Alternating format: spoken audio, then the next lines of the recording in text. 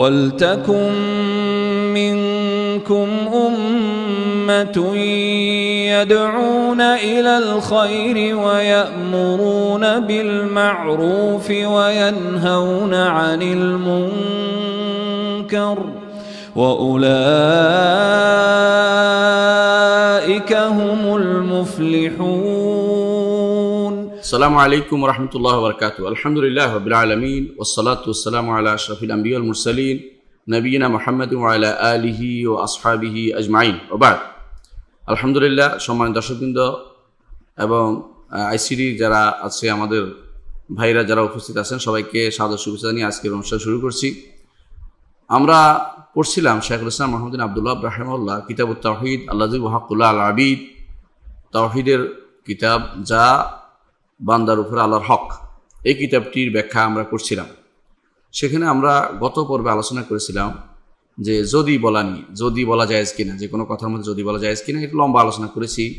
কখনো জায়েজ হয়, 5টি সূরত আমরা বলেছি, কখনো জায়েজ হবে, কখনো জায়েজ হবে না, আর কখনো শিরিক পর্যায়ে চলে যায়। তো এগুলি ছিল তাওহীদ আর রুবুবিয়্যার বিপরীত একটা অংশ। যদি বলাটা মূলত তাওহীদের রুবুবিয়্যার সাথে সাংঘর্ষিক হচ্ছে যদি বলা। ঠিক এটার সাথে ধারাবাহিকভাবে তিনি আজকে আলোচনা শুরু করেছেন যে বাবুন আন্নাহি আন সাব্বির রিহ। এটা হচ্ছে অধ্যায় বা অনুচ্ছেদ আন্নাহি আন সাব্বির রিহ, নিষেধ করা বাতাসকে গালি দেয়া থেকে, বাতাসকে গালি দেয়া থেকে নিষেধ করার অধ্যায়। বাতাসকে গালি দেয়া থেকে নিষেধ করার অধ্যায়। তো বাতাসকে গালি দেয়া, বাতাস আল্লাহর সৃষ্টি। তো আল্লাহর সৃষ্টির বিষয়ে বিপরীতে কোনো কথা বলা, সেগুলোর বিরুদ্ধে লেগে থাকা, এটা কিন্তু আল্লাহর রুবুবিয়তের বিপরীতে কথা বলা। তো তাওহীদের রুবুবিয়তের বিপরীত হচ্ছে এই বাতাসকে গালি দেয়া।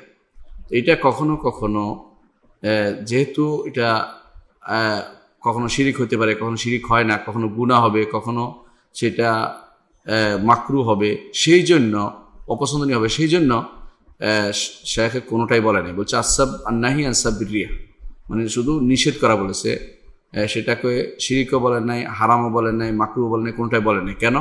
অবস্থা অনুসারে সেটা হুকুম বিধান প্রবর্তিত হবে। আপনি কি উদ্দেশ্যে গালি দিচ্ছেন সেটা অনুসারে আপনার সেটার হুকুম পড়বে। তো এই জন্য উদ্দেশ্য হচ্ছে, যেহেতু তাওহীদের চারপাশে এমন একটি কঠিন ব্যূহ তৈরি করা, যে ব্যূহ ভেদ করে যেন কেউ শিরকে পতিত না হতে পারে, সেই জন্য বাতাসকে গালি দিতে নিষেধ করা হয়েছে। আমরা আগে হাদিসটি পড়ব। এখানে একটা হাদিস নিয়ে আসছেন, আয়াত নিয়ে আসেন নাই। তো হাদিসটি পড়ব, হাদিসের ব্যাখ্যা করব এবং এর থেকে শিক্ষা গ্রহণ করবো ইনশাআল্লাহ। আন উবাই ইবনে কাব রাদিয়াল্লাহু আনহু আন্না রাসূলুল্লাহ সাল্লাল্লাহু আলাইহি ওয়াসাল্লাম ক্বালা লা তাসুব্বুর রিহা ফাইযা রাআইতুম মা তাকরাহুন ফাকুলু আল্লাহুম্মা ইন্না নাসআলুকা মিন খাইরি হাযিহির রিহ ওয়া খাইরি মা ফিহা ওয়া খাইরি মা উমিরাত বিহি ওয়া নাউযু বিকা মিন শাররি হাযিহির রিহ ওয়া শাররি মা ফিহা ওয়া শাররি মা উমিরাত বিহি। সাহাহু তিরমিজি। তো হাদিসটি উবাই ইবনে কাব রাদিয়াল্লাহু আনহু বর্ণিত। উবাই ইবনে কাব তিনি হচ্ছেন কুররাদের একজন, এবং রাসূলুল্লাহ সাল্লাল্লাহু আলাইহি ওয়াসাল্লাম তাকে প্রশংসা করেছেন। বলছেন লিয়াহনিকাল আবুল মুনদির, তার লকব ছিল আবুল মুনদির। তো তিনি রাসূলুল্লাহ সাল্লাল্লাহু তাকে প্রশ্ন করেছেন, উত্তর দিতে পেরেছেন। তো তিনি রাসূলুল্লাহ সাল্লাল্লাহু তার বুকে হাত দিয়ে তাকে দোয়া করে দিয়েছেন। তিনি হচ্ছেন উবাই ইবনে কাব রাদিয়াল্লাহু আনহু। তিনিও বর্ণনা করছেন রাসূলুল্লাহ সাল্লাল্লাহু আলাইহি ওয়াসাল্লাম থেকে, তিনি বলেছেন লা তাসুব্বুর রিহা, তোমরা বাতাসকে গালি দিও না, তোমরা বাতাসকে গালি দিও না। ফাইজা রাআইতুম মা তাকরাহুন, যখন তোমরা দেখবে যা তোমরা অপছন্দ করো, বাতাসের কোনো কিছু অপছন্দ করতে দেখলে, বাতাসের কোনো কিছুকে অপছন্দ করতে দেখলে, ফাকুলু, তোমরা বলো, আল্লাহুম্মা, হে আল্লাহ, ইন্না নাসআলুকা মিন খাইরি হাযির রিহ, আল্লাহ এই বাতাসের যে ভালো দিকটি সেটা আমরা চাচ্ছি, ও খাইরি মা ফিহা, এর মধ্যে ভালো যে কল্যাণ রয়েছে, কল্যাণ হবে বাতাসের দ্বারা, সেটাও আমি চাচ্ছি, ও খাইরি মা উমিরাত বিহি, এবং যে কল্যাণগুলি করার জন্য তাকে নির্দেশ দেওয়া হয়েছে সেটাও আমি চাচ্ছি, ও নাউযু বিকা, আর আমরা আশ্রয় চাচ্ছি, মিন শাররি হাযির রিহ, এই বাতাসের ক্ষতি থেকে, ও শাররি মা ফিহা, এই বাতাসের দ্বারা যে ক্ষতি হবে সেটা থেকে, ক্ষতি থেকে সরাসরি বাতাসের অথবা বাতাসের দ্বারা যে ক্ষতি হবে সেটা থেকে, ওয়াশারে মা উমিরাত বিহি, এবং সেটা যে ক্ষতির জন্য করার জন্য নির্দেশ দেওয়া হয়েছে সেটা থেকেও আমি আশ্রয় চাচ্ছি। ইমাম তিরমিজি হাদিসটি বর্ণনা করেছেন এবং সেটাকে তিনি সহি বলেছেন। হাদিসটি ইমাম আহমদও বর্ণনা করেছেন। ইমাম তিরমিজি এইভাবে তিনি আনছেন, বাবু মা জা ফিন্নাহি আন সাব্বির রিহ। সুবহানাল্লাহ, আমাদের সালাফরা বিষয়গুলো আগে খেয়াল করেছেন যেগুলো আকীদার বিপরীত, এই জন্য সেটা এইভাবে আনছেন। বাবু অধ্যায় মা জা ফিন্নাহি আন সাব্বির রিহ, বাতাসকে গালি দেওয়া হচ্ছে নিষেধ করার ব্যাপারে যা এসেছে হাদিসে। এবং ইমাম তিরমিজি বলেছেন হাজা হাদিস হাসানুন সাহিহ, হাদিসটি হাসান সাহিহ। হাদিসটি ইমাম নাসাই বর্ণনা করেছেন ফি আমল ইয়ৌম ওয়াল লাইলা, তার একটা কিতাব আছে আমল ইয়ৌম ওয়াল লাইলা, এই কিতাবটি থেকে তিনি তা বর্ণনা করেছেন আলাদা। এটা তার সুনানের বাইরে একটা বই, এটা সুনানের বাইরে, সুনান নয়, অর্থাৎ তার সুনান নাসাই কুবরা সুগরা কোনোটাই না, আলাদা একটা বই। এটা হচ্ছে আমল ইয়ৌম ওয়াল লাইলা, এই কিতাবে তিনি হাদিসটি নিয়ে এসেছেন। অনুরূপভাবে ইমাম ইবনুস-সুন্নি হাদিসটি নিয়ে এসেছেন ফির আমল ইয়ৌম ওয়াল লাইলা। ইবনুস-সুন্নি হচ্ছেন ইমাম নাসাইর ছাত্র এবং তার কিতাবের বর্ণনাকারী। মানে কিতাবটা লেখার পরে যারা কিতাব সাধারণত বর্ণনা করে, যে আমার ওস্তাদ থেকে বর্ণনা করে, তো ওদেরকে বলা হয় বর্ণনাকারী। তো ইবনুস-সুন্নি একটা কিতাব লিখেছেন আমল ইয়ৌম ওয়াল লাইলা। অনেকে বলেন যে ইবনুস-সুন্নির এই কিতাবটি এবং ইমাম নাসাইর কিতাবটি একই, কিন্তু একই না। দেখা গেছে দুইটার মধ্যে কিছুটা ভিন্নতা রয়েছে।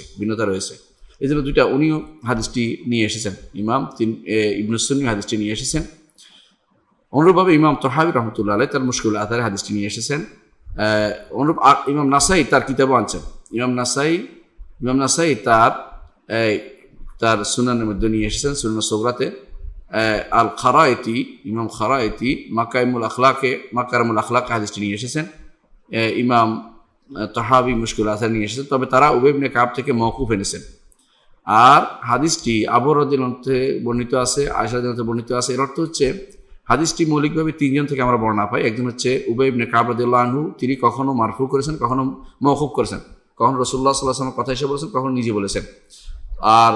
আর দুইটা বর্ণনা পাই আমরা মারফু হিসেবে, অর্থাৎ রাসূলুল্লাহ সাল্লাল্লাহু আলাইহি ওয়াসাল্লাম বর্ণনা হিসেবে, একটা হচ্ছে আবু রাদিয়াল্লাহু আনহু থেকে, আরেকটা হচ্ছে আয়েশা রাদিয়াল্লাহু আনহা থেকে। তাহলে আমরা তিনজন সাহাবী থেকে হাদিসটি বর্ণিত পাই এবং তিনজন সাহাবীর এই বর্ণনা, মৌলিক বর্ণনা থেকে হাদিসটা সহিহ হাদিস বলে ইমাম তিরমিজি হাসান সহিহ যেটাকে বলা হয় সেটা সহিহ হাদিসই হয়। হাসান বললে সেখানে মানুষে সনদ বেশি যাচাই করে। তো হাদিসটা আমরা দেখতে পাচ্ছি সহিহ একটি হাদিস। এই হাদিসে বাতাসকে গালি দিতে নিষেধ করা হয়েছে। ইমাম আব্দুর রহমান আস-সাদি রাহমাহুল্লাহ তার একটা কিতাব আছে আল কাউলুস সাদীদ ফি মাকাসিদ তাওহীদ অথবা ফি শারহ কিতাব তাওহীদ। আল কাউলুস সাদীদ তিনি বলতেছেন যে এই যে এখানে তিনি অধ্যায় বিন্যাস করেছেন যে নাহা আন সাব্বিদ্দাহ, আগে যে বাতাসকে গালি দিতে নিষেধ করা বলছেন, যে যা আসছে আগে কিন্তু আসছে যে সাব্বিদ্দাহ যোগকে গালি দিতে নিষেধ করা হয়েছে। তো যোগের থেকে এটার মধ্যে পার্থক্য হচ্ছে সময় কিন্তু দৃশ্যমান নয়, সময় পার হয়ে যাচ্ছে, আপনি বুঝতে পারতেছেন না সময় কেমনে যাচ্ছে, এই জন্য সেটাকে আগে উল্লেখ করেছে। কারণ সেটা মানুষ যখন কোনো দৃশ্যমান জিনিসকে দেয় সাধারণত প্রাথমিকভাবে ওইটার উপরে পড়ে। অদৃশ্য কিছু যেটা দেখা যাচ্ছে না, সময়টা দেখা যাচ্ছে না, তখন মানুষ সময় নিয়ন্ত্রণ করবে, সরাসরি আক্রমণ করে বসে। এটা আগে নিয়ে আসছে আমরা এবং এটাকে সরাসরি নিষেধ করা হয়েছে এবং বলা হয়েছে যে এটার মাধ্যমে মানুষ মূলত আল্লাহকেই গালি দিয়ে, আল্লাহর বিরুদ্ধে কথাবার্তা বলে, সময়ের ব্যাপারটা। তো এখানে রিহের ব্যাপারটা ঠিক ওইটার মতোই, রিহের ব্যাপারটা বাতাসটা ওইটার মতোই। আমরা বলছিলাম নাহি আন সাব্বির রিহ, বাতাসকে গালি দেওয়া সম্পর্কে, নিষিদ্ধ হওয়া সম্পর্কে এই অধ্যায়ের ব্যাপারে ইমাম আব্দুর রহমান আস-সাদি রাহমাহুল্লাহ তাকে আমরা চিনি সবাই। তার একটা কিতাব আছে, নাম হলো তাফসিরুস সাদি, বিখ্যাত তাইসির কারীমিল মান্নান ফি তাফসির কালামির রহমান। এই কিতাবের মধ্যে তার এমন আরেকটা কিতাব আছে, তার এই কিতাব তাওহীদ একটা ব্যাখ্যা করে, নাম হচ্ছে আল কাউলুস সাদীদ। কিতাবটি অত্যন্ত এত ছোট কিন্তু গুরুত্বপূর্ণ কিছু তথ্য সেখানে দেওয়া হয়েছে। সেখানে তিনি উল্লেখ করেছেন যে কেন তিনি এখানে অধ্যায়টা বিন্যাস করেছেন। বাতাসকে গালি দিতে নিষেধ করা হয়েছে, বাবুন নাহি আন সাব্বির রিহ, এটা এই জন্য অধ্যায়টা এখানে বিন্যাস করেছেন। এর আগে কিন্তু যোগকে গালি দেওয়া নিষেধ করা হয়েছে, এর আগে একটা অধ্যায় চলে গেছে যোগকে গালি দিতে। তো তিনি বলতে চাচ্ছেন এটাই, যোগকে গালি দেওয়ার বিষয়টা একটা ব্যাপক ব্যাপার। কারণ যোগের মধ্যে বাতাসও আছে, সূর্য আছে, চন্দ্র আছে, বিভিন্ন কিছু ঘটতে পারে, কোনো অনেক কিছু হয়। তো মানুষ ব্যাপকভাবে যোগের গালি দেয়, যোগ খারাপ, সময় খারাপ, দিন খারাপ, দিনকাল খারাপ যাচ্ছে, এই জাতীয় কথাবার্তা বলে। তো সেগুলিকে নিষেধ করা হচ্ছে। তো এর মধ্যে একটা আলাদা করে উল্লেখ করা হয়েছে এখানে যে কখনো কখনো মানুষ যেটা বাতাসকে গালি দেয়, আলাদাভাবে বাতাসকে গালি দেয়। কেন? যোগের সময়টাকে না দেখার কারণে ধরতে পারতেছে না, সময় ধরার মতো জিনিস নয়, তখন সময় নিয়ন্ত্রণকারীর উপর গালিটা সরাসরি চলে যাচ্ছে, স্রষ্টার উপর গালিটা চলে যাচ্ছে। এটা রুবুবিয়তের বিপরীত কাজ। তো এর মধ্যে আরেকটি যে হচ্ছে যে রুবুবিয়তের বিপরীত কাজ, আরেকটা হচ্ছে যে এখানে যে গালিটা দিচ্ছে এটা হলো বাতাসকে। কেন? বাতাস অনেকটাই দৃশ্যমান, বাতাসে এসে উল্টাই ফেলতেছে, ওইটা করতেছে, ওটা করতেছে, ক্ষতিগ্রস্ত করতেছে এবং মানুষ স্পর্শ করতেছে, স্পষ্ট বুঝতে পারছে যে জিনিসটা। এই জন্য তারা ব্যাপক জিনিস হচ্ছে একটা স্পেসিফিক একটা জিনিসকে গালি দিচ্ছে। ব্যাপক জিনিস হচ্ছে যোগকে গালি দেয়, আর স্পেশালি গালি দিয়ে কখনো কখনো বাতাসকে গালি দেয়। তো বাতাসকে এই গালি দেওয়াটা নিষিদ্ধ। কেন নিষিদ্ধ? কারণ বাতাস তো নিজে থেকে প্রবাহিত হয় না, এর তাকে কেউ প্রবাহিত করে। তো আল্লাহ রুবুবিয়তের নির্দেশনা অনুসারে আল্লাহ তাআলা বাতাসকে পরিচালিত করেন। বাতাস আল্লাহ মুসাক্খার, আল্লাহ তাআলা কোরআনে কারিমে বারবার বলেছেন সাখারনা লাহু রিহা, আমরা সুলাইমানের জন্য রিহকে তার অধীনস্থ করে দিয়েছি, তার অধীন করে দিয়েছি। তো এইভাবে রিহ আল্লাহ তাআলা বাতাস সম্পূর্ণরূপে আল্লাহ তাআলার নিয়ন্ত্রণাধীন এবং এটা আল্লাহ তাআলাকে রব হিসাবে মেনে তার নির্দেশ পরিচালনা করে, তার নির্দেশে সেটা সব জায়গায় প্রবাহিত হয়। সুতরাং এই যে আল্লাহ তাআলা কোরআনে কারীম এই জন্য বারবার বলেছেন অমিন আয়াতি আন্না আরসালনা রিয়াহা লাওয়াকিহা বাইনাহুম, বাতাসকে আমরা পরাগায়ন রূপে প্রেরণ করে থাকি। তো বাতাসকে আল্লাহ তাআলা বলছেন যে তার নিদর্শন অন্তর্ভুক্ত। এটা যে কত বড় নিদর্শন এটা আমরা এখানে আলোচনা করব। তো এইটাকে গালি দেওয়ার অর্থ হচ্ছে বিশেষ করে এইটার যিনি স্রষ্টা, এটার যিনি পরিচালক, তাকে গালি দেওয়া হচ্ছে।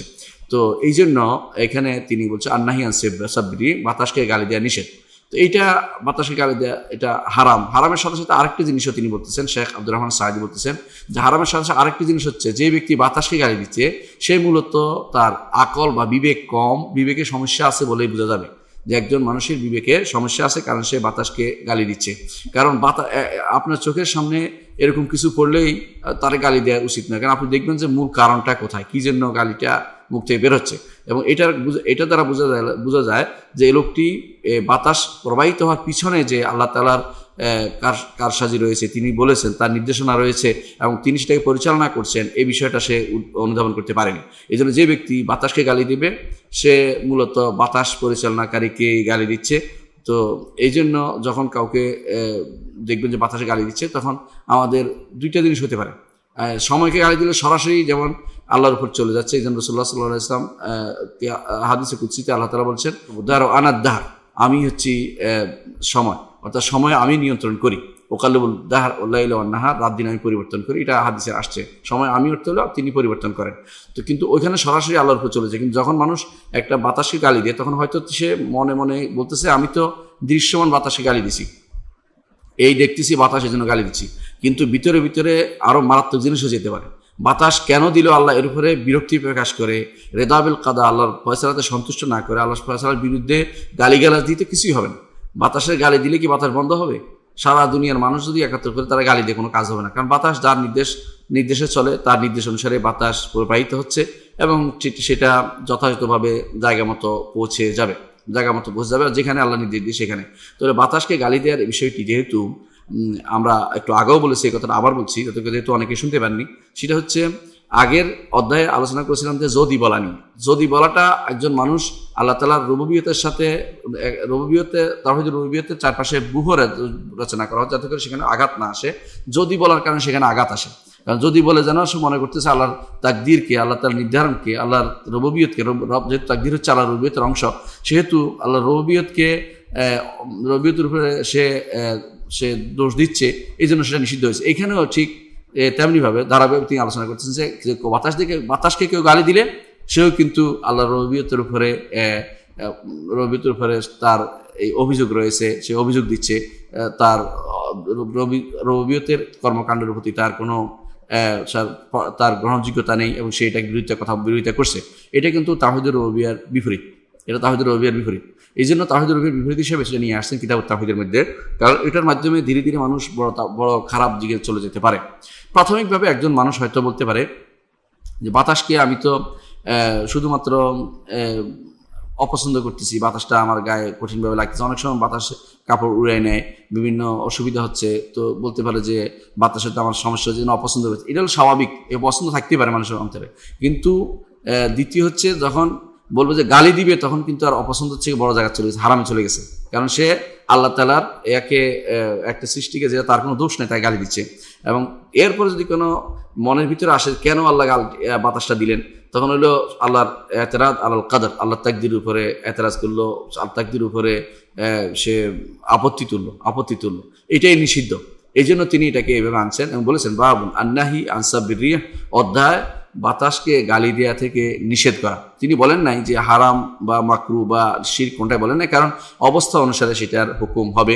যদি স্বাভাবিক অবস্থায় অপছন্দ লাগে, এটা অপছন্দ হবে, এটা ঠিক হবে না, মাকরু হবে। এটা আল্লাহ তাআলার কোনো কিছুকে আপনি অপছন্দ করার ক্ষমতা রাখেন না, করবেন না। আপনার খারাপ লাগলে চুপ থাকবেন এবং আল্লাহর কাছে মাফ চাইবেন। এটা যেমন হাদিসে একটু পরে আল্লাহ আলোচনা করবে।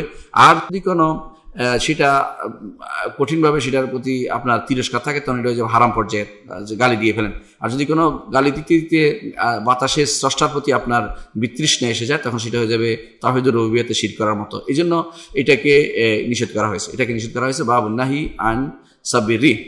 তো এটা আমরা একটু আগেও পড়েছি, আবার পড়ছি, তো অনেকে শুনতে পাননি, হাদিসটি আবার পড়ছি। উবাই ইবনে কাব রাদিয়াল্লাহু আনহু, উবাই ইবনে কাব রাদিয়াল্লাহু আনহু বর্ণিত আছে, তিনি বলেন আন্না রাসূলুল্লাহ সাল্লাল্লাহু আলাইহি ওয়াসাল্লাম ক্বাল, রাসূলুল্লাহ সাল্লাল্লাহু আলাইহি ওয়াসাল্লাম বলেছেন লা তাসুব্বু রিহা, তোমরা বাতাসকে গালি দিও না। ফাইজা রাআইতুম মা তাকরাহুনা, যা পছন্দ কিছু দেখতে পাও, যদি খারাপ লাগে তোমাদের, ফাকুলু, তখন তোমরা এই দোয়াটা পড়বে। একটা দোয়া শিখিয়ে দিয়েছেন, এই দোয়াটা মুখস্থ থাকা উচিত। সেটা কি? যখনই বাতাস দেখবো আমরা প্রবাহিত হচ্ছে, দোয়াটা পড়বো, আল্লাহুম্মা ইন্না নাসআলুকা মিন খাইরি হাযিহি রিহ ও খাইরি মা ফিহা, আল্লাহ এই বাতাসের মধ্যে যে কল্যাণ রয়েছে সেটা আমরা চাচ্ছি, এবং এই বাতাসের মধ্যে দ্বারা যা হবে সে কল্যাণ সেটা চাচ্ছি, এবং যে নির্দেশ দিয়ে বাতাসকে যে নির্দেশ দিয়েছে কল্যাণ করার জন্য সেটাও চাচ্ছি। ওয়া নাউযু বিকা মিন শাররি হাযিহি রিহ, এবং আমরা আল্লাহর কাছে আশ্রয় চাচ্ছি, আপনার কাছে আশ্রয় চাচ্ছি এই বাতাসের অকল্যাণ থেকে, ওয়া শাররি মা ফিহি, এই বাতাসে অকল্যাণ রয়েছে তা থেকে, এবং এই বাতাসের যে অকল্যাণ করার নির্দেশ দিয়েছে তা থেকে আমরা আশ্রয় চাচ্ছি। ইমাম তিরমিজি হাদিসটি বর্ণনা করেন। আমরা এটা বিস্তারিত আলোচনা করেছি। এখন আমরা ব্যাখ্যা করব হাদিসটার, এবং হাদিসটার শিক্ষা নিয়ে আলোচনা করব। প্রথমে আসি রিহ, অর্থাৎ বাতাস এমন জিনিস আল্লাহ তাআলা যা পরিবর্তন করেন এক স্থান থেকে আরেক স্থানে। বাতাস না হলে আপনি চলতে পারতেন না, আল্লাহর বড় নেয়ামত হচ্ছে বাতাস। আল্লাহ তাআলা কোরআনে কারিমে উল্লেখ করেছেন। আপনারা জানেন যে একটা জায়গা আছে যেখানে গেলে বাতাস নাই, সেখানে বাতাস কিনে নিয়ে যেতে হয়। বিশেষ করে অনেকেই দেখবেন যে অক্সিজেন বক্স নিয়ে যায়, এবং সেটা উপরে উঠলে গ্যাগারি বা এই জাতীয় যারা উপরে গেছিল, আপনার যে গ্যালিলিও বা উপরে গেছিল, তারা সেখানে বাতাস পায় নাই, এবং সেখানে তারা হাবুডুবু খাইছে। অনেক সময় অক্সিজেন বক্স নিয়ে যেতে হয়। এখনও অনেকে মঙ্গল গ্রহে যাওয়ার দাবি করে বা বিভিন্ন গ্রহে যাওয়ার দাবি করে, তারা কিন্তু বাতাসের বাক্স নিয়ে যায়। তাহলে বুঝতে পারেন যে বাতাস আল্লাহর একটা নেয়ামত, এবং বাতাসটাকে গালি দেওয়া কখনো উচিত নয়। এই নেয়ামতটা, এই বাতাসটা আল্লাহ পরিবর্তন করে। এটা হচ্ছে বাতাস, রিয়াহ বাতাস। এই বাতাসটার মধ্যে বিভিন্ন রকমের উপাদান থাকে। আপনারা জানেন যে মানুষের উপকারী উপাদানগুলো মানুষের কাজে লাগে, আর অনেকগুলো গাছের কাজে লাগে, কিন্তু কোনোটাই মানুষের জন্য কোনো অপকারী হলে অন্যের জন্য সেটা অপকারী নয়। সেটাও তো বাতাসকে গালি দেওয়ার অর্থ হচ্ছে আপনি কিন্তু আল্লাহর নেয়ামতকে অবজ্ঞা করলেন। এটা একজনের ছোট কুফরি হতে পারে যদি কোনো স্বাভাবিকভাবে অবজ্ঞা করেন, আর যদি কোনো বড় ধরনের অবজ্ঞা হয়ে যায়, বড় কুফরি এবং শিরকে রূপান্তরিত হতে পারে। বাতাসের সাধারণত চারটি ধারা আছে। একটি হলো উত্তর দিকের বাতাস, দক্ষিণ দিকের বাতাস, পূর্ব দিকের বাতাস, পশ্চিম দিকের বাতাস। সবাই বুঝে এটা বলার দরকার নেই, এটা শুধু বলার জন্য বলা। আবার আরেকটি বাতাস আছে ঘুরানো বাতাস, চতুর্দিক থেকে ঘুরে বাতাস আছে, কখনো একদিক থেকে আসে আরেক দিক ঘুরে দেয়। এটা হচ্ছে মারাত্মক বাতাস। এই বাতাসকে বলা হয় নাকবা, আরবিতে বলে, অর্থাৎ বিপজ্জনক। এই জন্য দেখবেন আমাদের দেশে যখন এরকম বড় ধরনের বাতাস প্রবাহিত, তখন বলে যে এত নম্বর মহাবিপদ সংকেত। কেন দেওয়া বিপদ? এটা এই জন্য আরবিতে এটা বিপদে ধরা হয়। এটা কারণ এটা স্বাভাবিক অবস্থা থেকে অন্য পথে চলতে হচ্ছে, এটা আর স্বাভাবিক অবস্থা নাই। এটা তার ডান বা উত্তর দক্ষিণ সোজা পথে চলাচ্ছে, ভিন্ন পথে পরিচালিত হচ্ছে। এই জন্য অনেক সময় এগুলো মানুষ নির্ধারণ করতে পারে না কোন দিকে যাচ্ছে। একদিকে ঘুরে গিয়ে বাড়িটা উল্টে ফেলে, এটা উল্টে ফেলতেছে বা তার কাউকে ফেলে দিচ্ছে। অনেক সময় সে একটা এমনি আছে যে গাড়িটা এদিকে চলবে, গাড়ি ঘুরে অন্যদিকে ফেলে দিচ্ছে। তখন তাহলে বোঝা গেল মানুষের কিন্তু নিয়ন্ত্রণের বাইরে জিনিস। এটা বুঝতে হবে মানুষ যে কত অসহায়, এটাও প্রমাণ করে। মানুষ আল্লাহর সৃষ্টি, আরেকটা বাতাসও আল্লাহর সৃষ্টি। তো একটি সৃষ্টি আল্লাহ তাআলা বিবেকবান সৃষ্টি, আরেকটি হচ্ছে আল্লাহর নির্দেশ অনুসারে চলার মতো সৃষ্টি। সুতরাং আল্লাহর এই সৃষ্টির বিরুদ্ধে কথা বলা উচিত নয়, গালিগালাজ করা উচিত নয়, বা এটাকে নিয়ে আল্লাহ তাআলা আমাকে দিল, বাতাস দিয়ে এই করেছে সেই করেছে, আমার ধান উড়াই নিছে, বা আমার ক্ষেত ফেলে দিছে, এই জাতীয় আমার গাছ ফেলে দিছে, এই জাতীয় কথা বলা অর্থ হচ্ছে আল্লাহ তাআলার বিরুদ্ধে দাঁড়ানো, এটাকে নিষেধ করা হয়েছে, গালিগালাজ যেন না করা হয়। তাহলে আল্লাহর এই যে বাতাস, এটা আল্লাহর অবশ্যই আল্লাহ তাআলার নিদর্শন। আল্লাহ তাআলা কোরআনে কারীমে বারবার বলেছেন যে বাতাস আল্লাহর নিদর্শন। কোরআনে কারীমে বারবার উল্লেখ করেছেন বাতাস তাজরি বিআমরি রুখান হাইসু আসাব, যে সুন্দরভাবে আরামে চলে। এটা হচ্ছে সুলাইমান আলাইহিস সালামের যে বাতাস আল্লাহ তাআলা তাকে অধীন করে দিয়েছেন, খুব ধীরস্থিরভাবে সুন্দরভাবে তাকে নিয়ে অন্যখানে দাঁড় করাতো। এমন নয় যে তাকে উড়ে নিয়ে ফেলছে, ওইরকম না, বরং প্রশান্তের সাথে তাকে নিয়ে যেত, রোখান আরামের সাথে নিয়ে যেত, সেটাকে উল্লেখ করতো। বাতাস কখনো ভালো ব্যবহৃত হয়, ভালো খারাপও, কখনো কখনো সেটার দ্বারা খারাপও কাজ হয়ে থাকে, আল্লাহর ইচ্ছে সেটা হয়ে থাকে, এটাকে অস্বীকার করার জন্য। যেমন কি কখনো কখনো দেখবেন গাছ উল্টে ফেলে দিয়েছে, আবার দেখবেন কখনো বাড়িঘর উল্টে দিছে, কখনো বাড়িঘর ভেঙে ফেলছে, কখনো দেখবেন যে ক্ষেত খামার নষ্ট করে ফেলছে। এসবই কিন্তু বাতাস দ্বারা হচ্ছে। এবং বাতাসকে গালিগালাজ করবে না, বাড়ি কেন উল্টে দিলে বাতাস গালিগালাজ, লাভ তো কিছুই হবে না। এটা কোথায় পড়বে গিয়ে, যে বাতাসের স্রষ্টা, বাতাসের নিয়ন্ত্রক, বাতাস যিনি প্রেরণ করেছেন তার উপর দিয়ে এটা পড়তেছে, এই জন্য গালিগালাজ করতে নিষেধ করা হয়েছে। অনেকক্ষণ দেখবেন বাতাসের সাথে জলোচ্ছ্বাস আসে, যেটাকে আমাদের দেশে বন্যা হয়, বন্যার মধ্যে অনেক কিছু ডুবে যায়, এসে জলোচ্ছ্বাসে সব নষ্ট হয়ে যাচ্ছে। তো এই জলোচ্ছ্বাসে দেখবেন বাতাসও আসছে, পানিও আসছে, দুইটা মিলে পুরো এলাকা প্লাবিত করে নিয়ে গেছে। এর থেকে বাঁচার জন্য অনেকে দেখবেন যে বিভিন্ন এলাকায় বিরাট বিরাট ঘূর্ণিঝড় রক্ষা কেন্দ্র বা ইত্যাদি বানিয়েছে। আল্লাহর পক্ষ থেকে রক্ষা না হলে ওই সমস্ত কিছু রক্ষা হতে পারবে না। হ্যাঁ, সে নিজের মতো করে সেটাকে যতটুকু পারে সে প্রতিরোধ করা, শরীয়তে নিষেধ নাই যে আমি যেন বেঁচে থাকার মতো, এটা নিষেধ নাই, কিন্তু এটা গালিগালাজ করতে পারবে না, গালিগালাজ করাটা নিষিদ্ধ। তো কখনো কখনো কঠিন বাতাস আসে, কখনো কখনো হালকা বাতাস আসে, যে বাতাস দিয়ে এখান থেকে ওখানে যাওয়া যায়। এবং এখানে যেমন সাধারণ বিমানে উঠলেও আপনি দেখবেন যখন কঠিন বাতাস যায় তখন কিন্তু বলে যে সবাই এখন বেল্ট বেঁধে ফেলুন, কারণ এখন বাতাস খুব বিভিন্ন রকমের বাতাস যাচ্ছে, আমরা সেটা কষ্ট হচ্ছে। বা বিমান দেখবেন যে খুব খাবার দাবার নষ্ট হচ্ছে, পড়ে যাচ্ছে, একবার উপরে নামছে একবার নিচে নামছে, কোনোভাবেই সে মানে বাতাসে বিব্রত হচ্ছে। অনেক সময় বাতাস বেশি থাকলে নামতেও পারে না বিমান।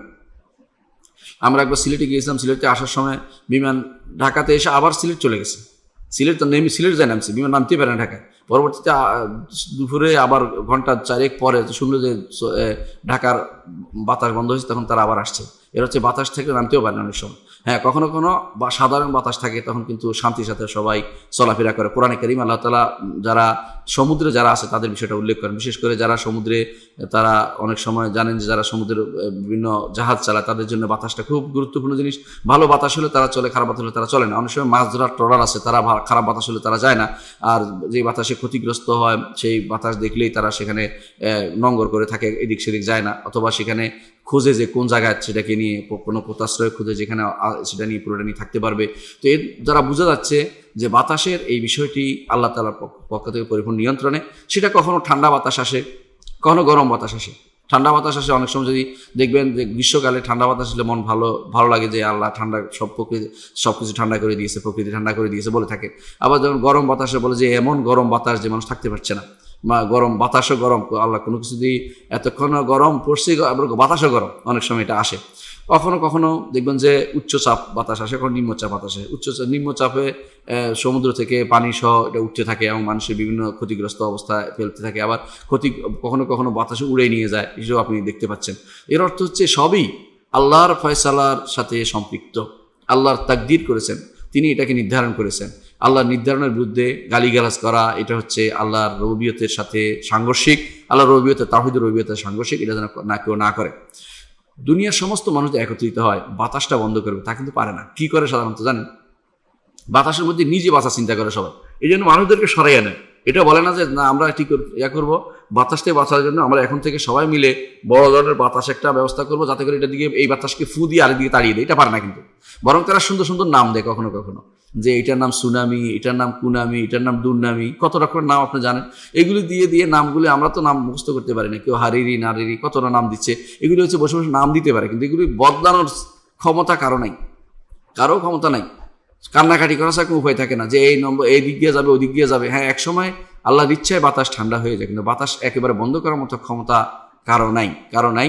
এই জন্য আল্লাহ তাআলার ইচ্ছা যেদিকে সেটা পরিচালিত করবে, তিনি করবেনই। এটাকে যদি কেউ সারা দুনিয়ার মানুষ একত্রিত হয়, এটাকে ঠান্ডা করতে পারবে না। আবার সারা দুনিয়ার মেশিন তৈরি করলো, এটাকে যে ফু দিয়া বড় ধরনের ফু দিয়ে এটাকে আরেকদিকে সমুদ্রের দিকে ঘুরিয়ে দিব, এমন ক্ষমতা কারো নাই, এটাও করতে পারে না। এগুলির জন্য মানুষ এই একটি বাতাসের সাথে যেখানে মানুষ পারে না, সে কত অপারগ, কতই সে নিজে অক্ষম, এই কথাটা কিন্তু একবারে স্পষ্ট হয়ে যায়।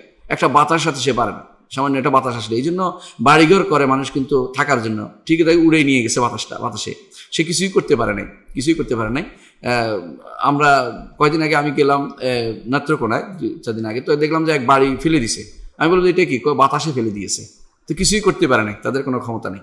আল্লাহ তাআলা কোরআনে কারীম বলেছেন ফাআসবাহু লা ইউরা ইল্লা মাসাকিনুহুম, আদ কওমে আদ, তাদের উপর যখন বাতাস প্রবাহিত হলো, তাদের শুধু বাড়িঘরের চিহ্নগুলো রয়ে গেল, আর কিছুই বাকি থাকলো না, বাড়িঘরের চিহ্নগুলো রইল।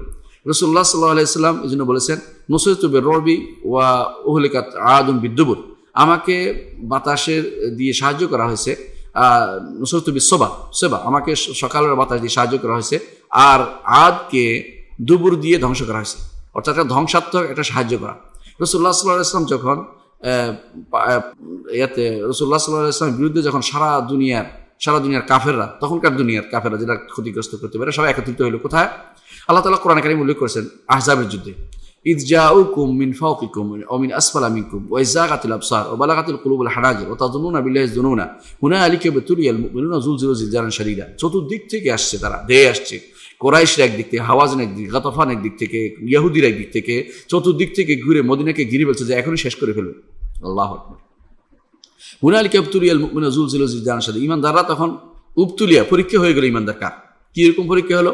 মুনাফিকরা আসে বলতে থাকলো আমাদের বাড়িতে সমস্যা, আমাদের, আবার কেউ কেউ বলতে গেল আন্নাহুম বাদুনা ফিল আরাব, হায় রে আমরা যদি কোনো বেদুইনদের সাথে এর বাইরে যে থাকতে পারতাম, মদিনার বাইরে কোথাও অবস্থান করতে পারতাম, তাহলে বিপদে পড়তাম না, এরকম বলতেছিল।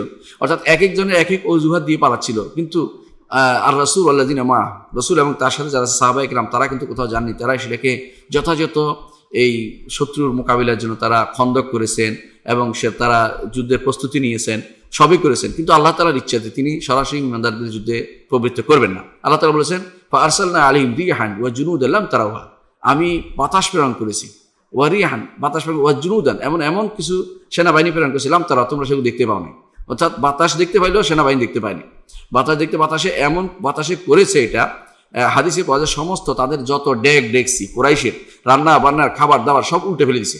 এখন তারা এমনকি তারা সেখানে স্থির হয়ে থাকার মতো অবস্থা নেই, কারণ মুসলিমরা তো তাদের ঘর বাড়িতে আছে, তো ঘর বাড়ি না, স্বাভাবিক তাবু করেছে, যেটা বাইরে থেকে এসে তাবু করে সেনাবাহিনী, সেরকম করেছে। সেগুলি সবই ছিঁড়ে বেড়ে ফেলে দিয়েছে এবং তাদের যে সমস্ত বাহন ছিল সেগুলো দৌড়াতে আরম্ভ করেছে।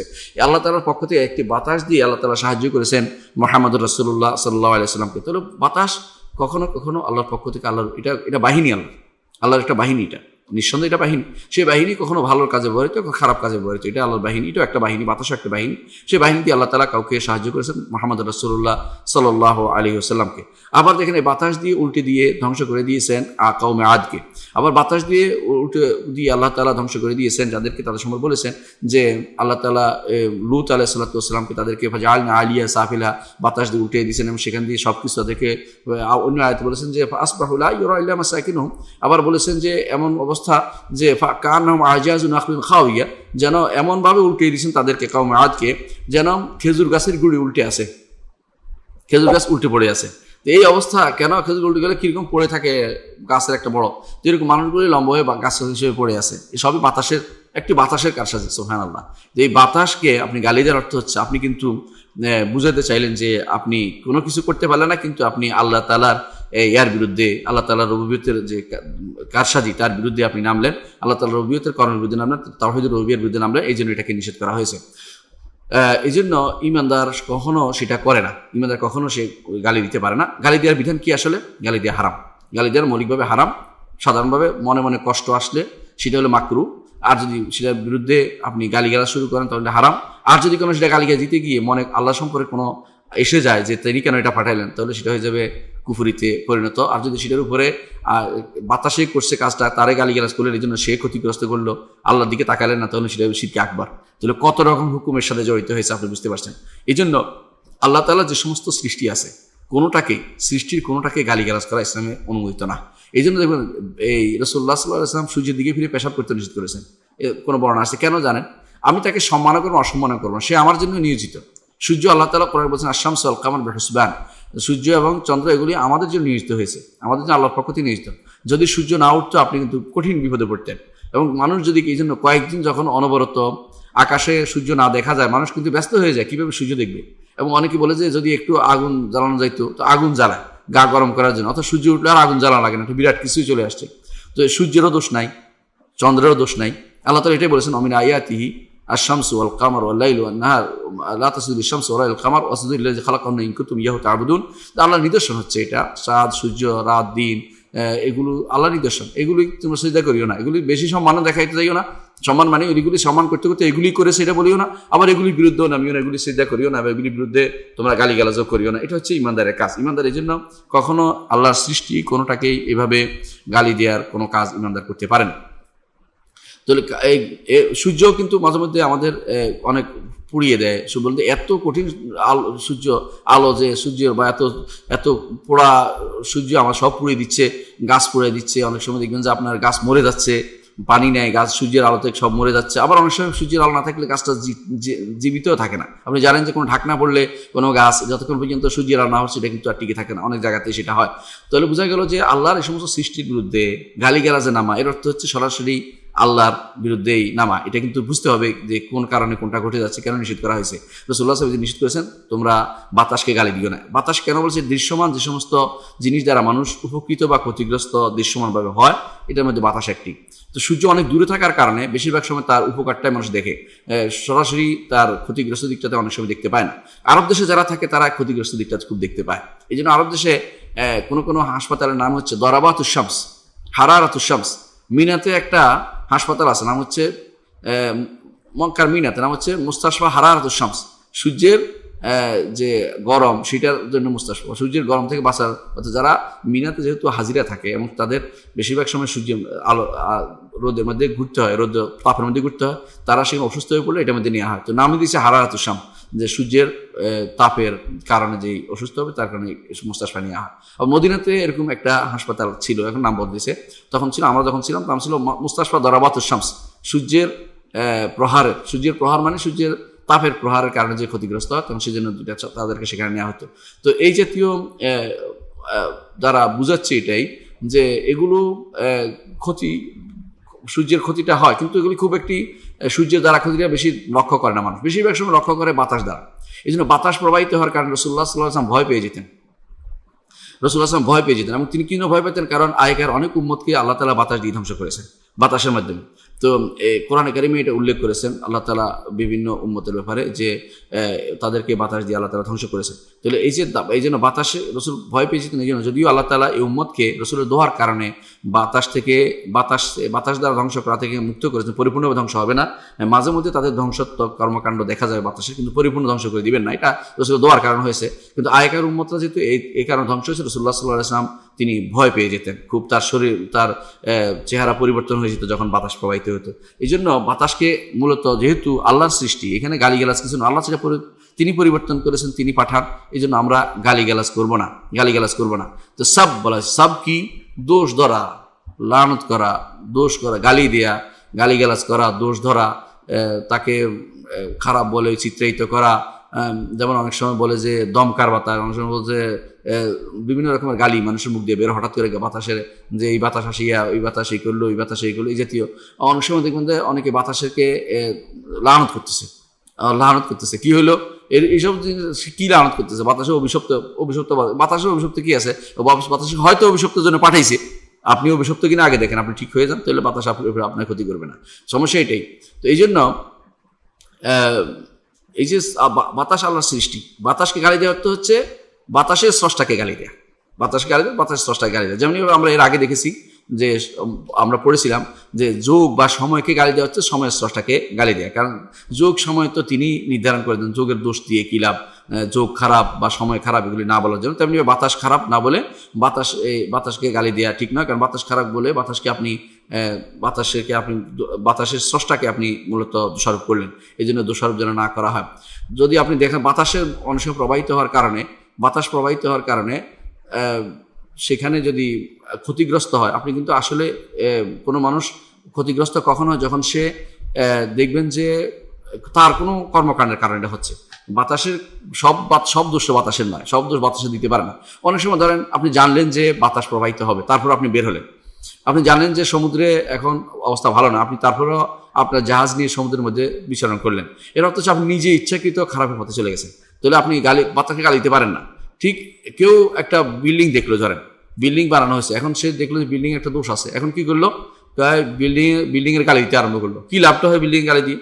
তো এই বিল্ডিং এর গালিটা কোথায় যা পড়বে? যে বিল্ডিং বানাইছে তাকে, বিল্ডিং এর যে বানাইছে তার উপর যেয়ে পড়বে। তাহলে বোঝা গেল যে এইভাবে কেউ যদি কোনো গালি দেয় বাতাসকে, এর অর্থ হচ্ছে সে মূলত আল্লাহর হ্যাকমতকে, এই বাতাসের সাথে আল্লাহর হ্যাকমত জড়িত আছে, এটাকে সে অস্বীকার করছে, এবং সে আল্লাহ তাআলার পক্ষ থেকে যেটা পরিচালিত হচ্ছে এটাকে সে কোনোভাবেই মেনে নিতে পারছে না। যে বাতাস, এটা তো আল্লাহর রুবুবিয়তের বিরুদ্ধে নামা, আল্লাহ তাআলার রুবুবিয়তের বিরুদ্ধে নামা, কারণ আল্লাহ তাআলা সেটা পরিচালনা করছেন। এইটাকে এই জন্য নিষেধ করা হয়েছে এটা থেকে। রাসূলুল্লাহ সাল্লাল্লাহু আলাইহি সাল্লাম এই আমাদেরকে এই অবস্থায় কি করতে হবে এটা কিন্তু বলে দিয়েছেন। এটা হচ্ছে রাসূলুল্লাহ সাল্লাল্লাহু আলাইহি ওয়াসাল্লামের মৌলিক আদর্শ। তিনি যখনই কোনো কিছু নিষেধ করতেন তার বিপরীত কি হবে সেটা বলতেন। যেমন তিনি বলেছেন, তোমরা বলিও না আল্লাহ এবং আপনি বলেছেন, বলো যে আল্লাহ বলেছেন তারপর আপনি বলেছেন। যেমন তিনি বলেছেন যে তোমরা এটা করিও না, তারপর বলছেন বরং এটা করো, এবং অন্য জায়গাতে এটা তিনি উল্লেখ করেছেন। না, আহকামের ক্ষেত্রে, বিধিবিধানের ক্ষেত্রে, আকীদার ক্ষেত্রে কি বলতে হবে এটা কিন্তু বলে দিয়েছেন। এখানেও তিনি বাতাসকে যখন আপনার দেখবেন যে খারাপ লাগতেছে, বাতাস আপনার অস্বস্তিকর লাগতেছে, ভালো লাগতেছে না এই বাতাসটা, তখন কি বলতে হবে এটা বলে দিয়েছেন। আল্লাহর কাছে চাইতে হবে, আপনি ফিরে যেতে হবে আল্লাহর কাছে। কি বলবেন? আল্লাহ মিন আসালুকা খায়রা হাজারি হাজিরি, আল্লাহ আমি এই বাতাসটি, ভালো মন্দ বাতাসটার মধ্যে এই ভালো মন্দ যেটা আছে এটা আমি চাচ্ছি। যেমন কখনো কখনো এমন হইতে পারে যে এই বাতাস একেবারে আসেফা, মহাবাতাস, মানে যেটাকে বলা হয়, বলতে পারেন যে সবকিছু উড়িয়ে নিয়ে যাচ্ছে এরকম বাতাস। সেই এরকম বাতাস যদি হয়, যেটা আপনি অনেক সময় ঝঞ্ঝা বাতাস বলে, ঝঞ্ঝা বায়ু বলে, সেটা কি করে? গাছ উল্টে ফেলে এবং বাড়িঘর ভাঙে ফেলে, এবং সমুদ্রের পানি নিয়ে আসে, সমুদ্র নদীর পানি নিয়ে এসে আপনার পুরো এলাকা 10 হাত 12 হাত পর্যন্ত প্লাবিত করে মানুষ সহ আবার সমুদ্রে নিয়ে যাচ্ছে, এরকম হচ্ছে। তো এরকম আবার কখনো বাতাস ঠান্ডা হচ্ছে, মানুষকে প্রকৃতি ঠান্ডা করে দিচ্ছে, মানুষের মধ্যে কর্মচাঞ্চল্য নিয়ে আসছে, মানুষ কষ্টের অবস্থা ছিল, এই অবস্থায়। তাহলে এটা তো ভালো আছে, এটা খারাপ, ভালো আছে যেটার মধ্যে কিছু অংশ, তো যে ভালো আছে এই জন্য বলতে আল্লাহ মিন আসালুকা খায়রা হাজিরি, এই বাতাসের ভালো দিকটা আমি চাচ্ছি, খায়রা হাজিরি, বাতাসের ভালো দিকটা আমি চাচ্ছি। আবার কখনো কখনো বাতাস কিছু জিনিস নিয়ে আসে, এটা এই জন্য খায়রা মাফিহা, এর মধ্যে যা আছে। বাতাস কি নিয়ে আসে? বাতাস ভালো কিছু করে। যেমন ধরেন, বাতাসের কারণে কিন্তু একটা গাছ থেকে আরেকটা গাছে পরাগায়ন হয়, এটা অস্বীকার করার কোনো জো নেই। আপনি অনেক সময় দেখবেন যে নিজে পরাগায়ন করে দেন নাই, পুংকেশর স্ত্রীকেশর মিলিয়ে দেন নাই। ফলন কিভাবে হয়? বাতাসে হয়। এই জন্য দেখবেন যে ক্ষেত খামারে যে সমস্ত ধান হয় বা গম হয়, এগুলি কিভাবে হয়? বাতাসে এখান থেকে রেণু নিয়ে ওটার ভিতরে ঢুকিয়ে দিচ্ছে। তো এটা ভালো দিক, এটা না থাকলে আপনি বিপদে পড়ে যাবেন। তাহলে আপনি গালি দিচ্ছেন কেন? এটা ভালো দিক আছে।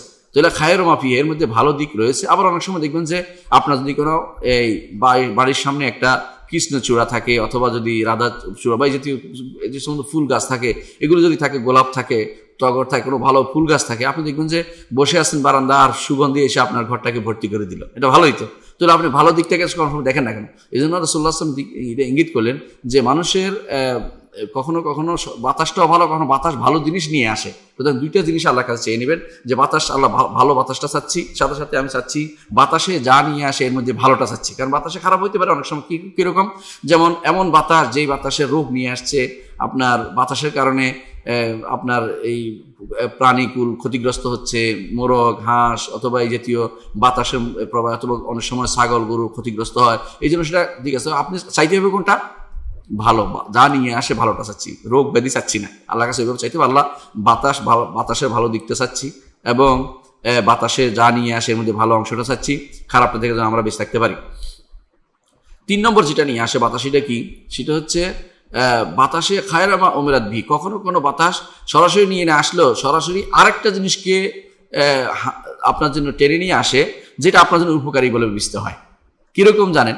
আপনি কল্পনা করতে পারবেন না। কখনো কখনো আমাদেরকে একজন একটা গল্প বলেছিল, সেটা হচ্ছে একবার কি করলো, কোনো এক জায়গায় কোনো বম্বিংয়ে কি করলো, তারা এমন গ্যাস ছাড়লো যে গ্যাসে মানুষের ক্ষতিগ্রস্ত হঠাৎ করে একটি বাতাস প্রবাহিত এটাকে উড়িয়ে নিয়ে চলে গেল, আর এটা শান্তির সাথে বসবাস করলো। তাহলে বাতাস কখনো ভালো দিকেও। আবার দেখেন একটা সাধারণ উদাহরণ হচ্ছে, আপনি যখন বসে আছেন যে আরে কোনো কিছু পাচ্ছি না, বৃষ্টি নাই, কিছু নাই, বাতাস দেখুন যে বৃষ্টিকে টেনে নিয়ে আপনার এদিকে নিয়ে আসছে, কিছুক্ষণের মধ্যে বাতাসে বৃষ্টিটা নিয়ে আসছে। কোরআনে কারিমে আল্লাহ তাআলা এই জন্য বাতাসে বৃষ্টি নিয়ে আসে, এটা কোরআন কারিম বারবার উল্লেখ করেছেন আল্লাহ তাআলা, যে বাতাস বৃষ্টিকে টেনে নিয়ে আসে, হাঁকিয়ে নিয়ে আসে, আল্লাহ তাআলা উল্লেখ করেছেন। এটা আমার দৃশ্যমান, বাতাসের কারণেই বৃষ্টি এদিকে আসে। আপনারা যারা বিমানে উঠেছেন আপনারা সবাই দেখেছেন যে বৃষ্টি কিন্তু অনেক নিচে, মেঘমালাগুলি নিচে, মেঘ কিন্তু নিচে, বিমান কিন্তু অনেক উপরে উঠে যায়। এটা হচ্ছে এই নিচে যেখানে, এখানে কিন্তু বাতাস প্রবাহিত হওয়ার কারণে আপনার মেঘটা এদিকে যায়, ওইদিকে যায়। শুধু পড়ে থাকলে কিন্তু সেটা এদিক সেদিকে যাইতো না, বাতাস যদি না থাকতো।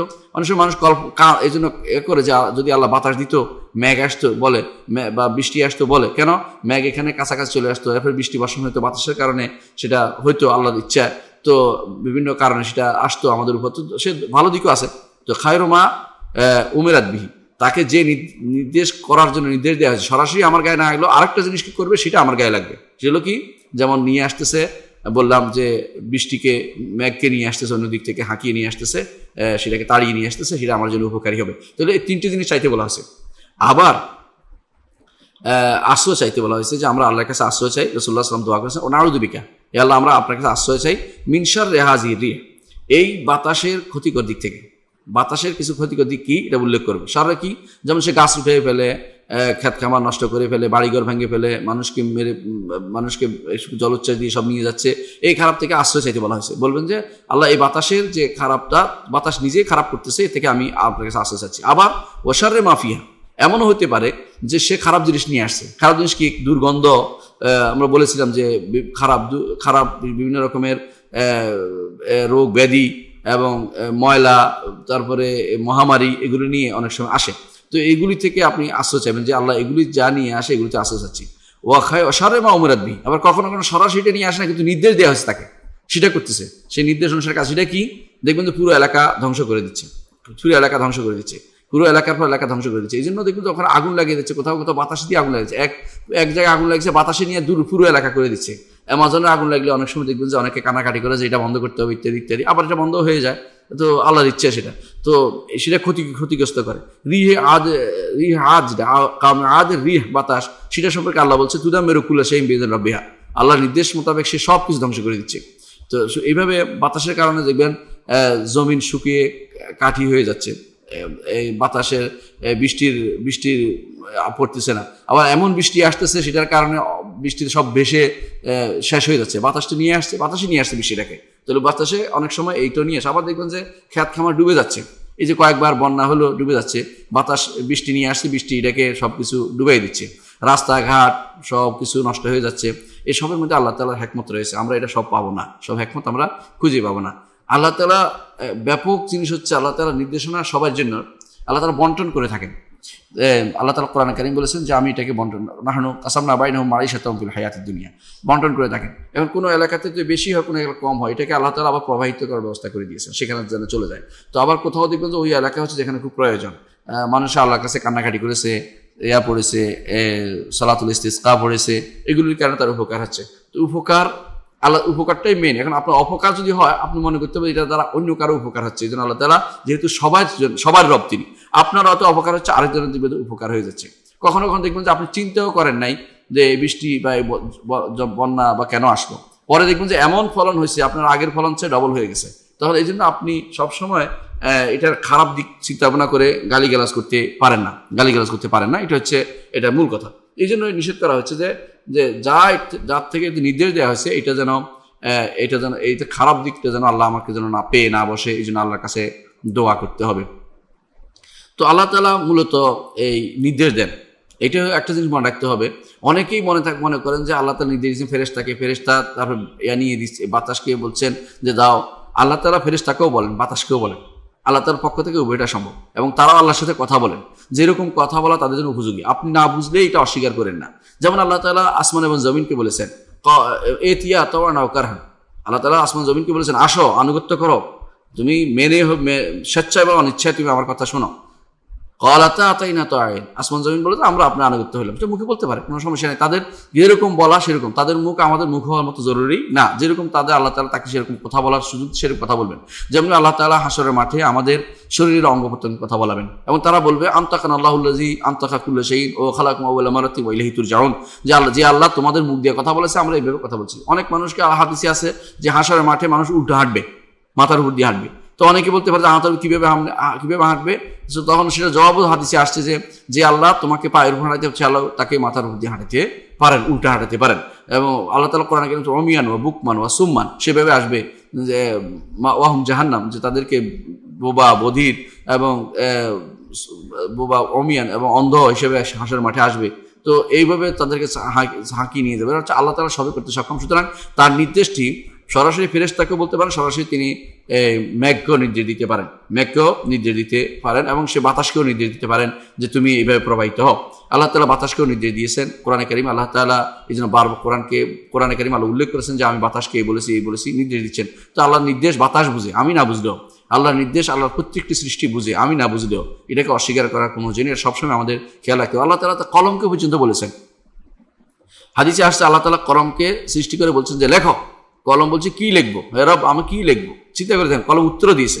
আল্লাহ তাআলা বলছেন উকতুব মা হুয়া কাইন ইলা কিয়ামিস সাআ, আর কিয়ামত সংঘটিত হওয়া পর্যন্ত যত কিছু হবে সেগুলো তুমি লিখে নাও। তাহলে আমরা কি বুঝলাম?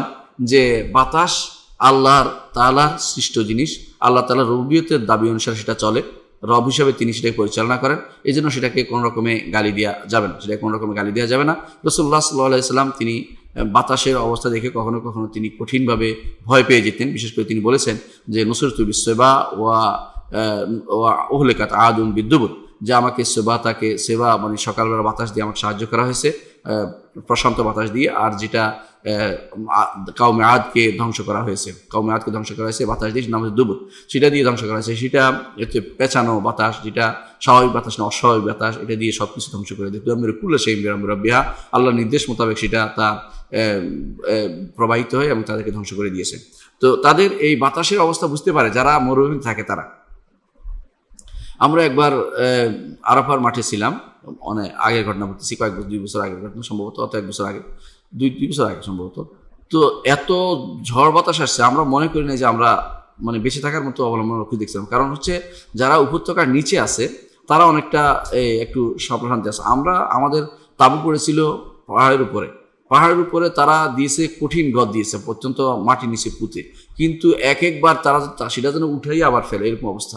মানে আল্লাহর ইচ্ছা যে আমরা কেউ মারা পড়েনি, কিন্তু আমরা দেখেছি যে বাতাসের যে কি তীব্রতা, বাতাসের যে আল্লাহ যদি না থামায়, কেউ থামাইতে পারে না। এটা হলো প্রমাণ যে এটার পক্ষে কারো পক্ষে এর বিরুদ্ধে দাঁড়ানো সম্ভব না। সুবহানাল্লাহ, আল্লাহর একটি বাতাসের বিরুদ্ধে কেউ দাঁড়াতে পারে না। কত আস্ফালন করে মানুষ, কত বাড়াবাড়ি করে, অথচ বাতাসটাকে নিয়ন্ত্রণ করার ক্ষমতা কেউ কোনোদিন অর্জন করতে পারেনি, পারবেও না। কারণ এটা আল্লাহর বাহিনী, আল্লাহর একটি বাহিনী হচ্ছে বাতাস। আমরা এতক্ষণ এটাই আলোচনা করলাম এই জন্য, বোঝানোর জন্য যে বাতাস মূলত আল্লাহর সৃষ্ট, আল্লাহ তাআলার সৃষ্ট। আমরা যেমন সৃষ্ট, অনুরূপভাবে সৃষ্টির কর্মকাণ্ডের বিরুদ্ধে গালিগালাজ করা ঠিক না। আমরা যেটা আল্লাহর কাছে আসছে, আল্লাহ ভালোটা আমাকে দাও, খারাপটা আমার থেকে দূরে রাখো। এই জন্য দেখবেন একজন মেয়েকেও বিয়ের পরে তার চুলে হাত দিয়ে প্রথমে বলতে হয়, আপনারা জানেন সেই মাসালা, শুরু বলতে আল্লাহ এই মহিলার যত ভালো সেটা আমাকে দান করো, এই মহিলা যত খারাপ চরিত্র তা থেকে দূর করো। তাহলে বোঝা গেল যে সৃষ্ট জিনিসের আপনি সরাসরি কাউকে সরাসরি গালি দিতে পারেন না, আপনি তার ভালোটা চাইবেন, খারাপটা থেকে আশ্রয় চাইবেন আল্লাহর কাছে। এটা শরীয়তের বিধান। তো তেমনিভাবে এখানেও কখনো বাতাসকে গালি দেওয়া শরীয়ত অনুমোদন করে না। তো এই জিনিসটাকে আমরা বিভিন্ন বলেছি যে কখনো কখনো সেটা মাকরু হয়, কখনো হারাম হয়, কখনো শিরক হয়, কখনো কুফর হয়, শিরকে আকবর হয়, শিরকে আসগর হয়, বহুত কিছু আপনি দেখতে পাচ্ছেন একটি মাসালা মধ্যে।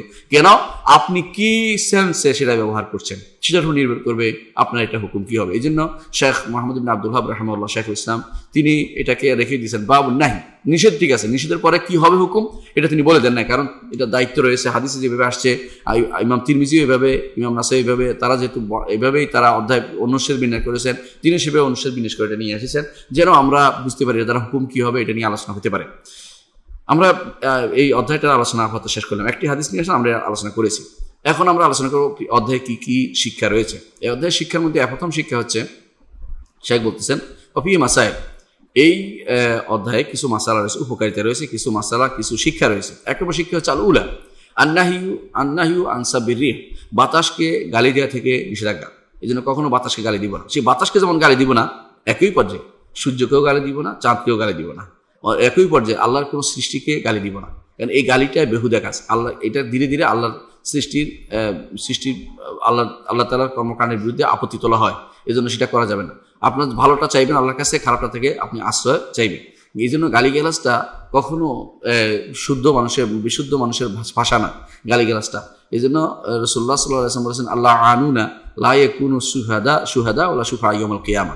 যারা লানত করে বেড়ায়, অর্থাৎ যারা অভিশপ্ত ডাকে, সবসময় মানুষকে লানত করে, গালিগালাজ করে, এরা কিন্তু কখনো শফি হবে না, অর্থাৎ সুপারিশকারী হবে না। মানে তারা একটা বড় নেয়ামত থেকে মাহরুম হচ্ছে। ওয়ালা শুহাদা, এবং তারা সাক্ষী হিসেবে আল্লাহ তাআলা তাদেরকে দিবেন না। সাক্ষী কিসের? হাসরের মাঠে ঈমানদাররা সাক্ষী দিবে যে প্রত্যেক নবী, আমাদের এই মুসলিম ঈমানদাররা সাক্ষ্য দিবে, এই নবীর উম্মতরা সাক্ষ্য দিবে যে প্রত্যেক নবী তার উম্মতের কাছে বাণী নিয়ে গেছে। কিন্তু যারা এই গালিগালাজ করবে, তারা এই সাক্ষী হিসেবে আল্লাহ সম্মানিত মর্যাদা তারা যেতে পারবে না। অনুরূপভাবে রাসূলুল্লাহ হাদিসে আসছে যে তিনি গালি দেওয়াকে নিষেধ করেছেন। একজন আবার তিনি বলছেন লানত করাকে কতলের সাথে তুলনা করেছেন, লানত হত্যা করার মতো তুলনা করেছেন। লানুল রাজুল কাতলিহি, কাউকে লানত করাটা। এবং রাসূলুল্লাহ সাল্লাল্লাহু আলাইহি ওয়াসাল্লামের সময় একসাথে এক লোক ছিল, সে একটা প্রাণীকে লানত করেছে। রাসূল বলেন যে সে যেন আমার সাথে না থাকে। লানত করেছে, লানত মারলো, অভিশপ্ত হয়েছে, এখন এটা যেন আমাদের সাথে না থাকে, এটা আমাদের সাথে তাড়াই দেয়, এটা আমাদের সাথে থাকতে পারবে না।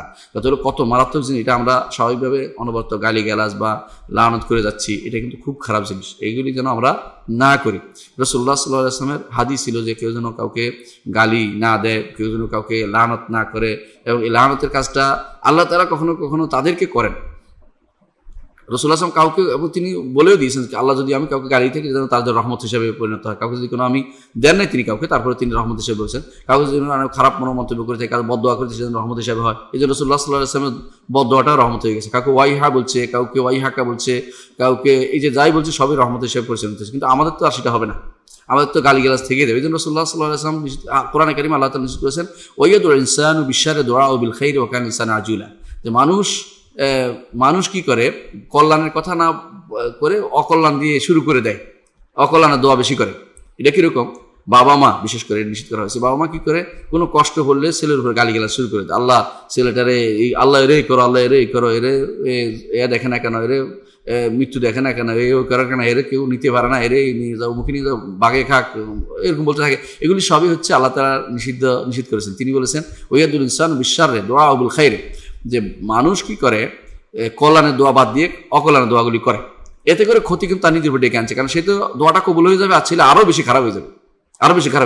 এই জন্য অকল্যাণের দোয়াগুলো কখনো করতে নাই, হেদায়েতের দোয়া করতে হয়। আল্লাহ যেন তাকে সঠিক পথে পরিচালিত করে। আল্লাহ শিখিয়ে দিয়েছেন, বলতে হয় রব্বানা হাবলানা মিন আজওয়াজিনা ওয়া যুররিয়াতিনা কুররাতা আয়ুন ওয়াজআলনা লিল মুত্তাকিনা ইমামা। শিক্ষা দিয়েছেন কিভাবে দোয়া করতে হয়। বলেন নাই যে তোমরা সন্তানদেরকে গালিগালাজ করো।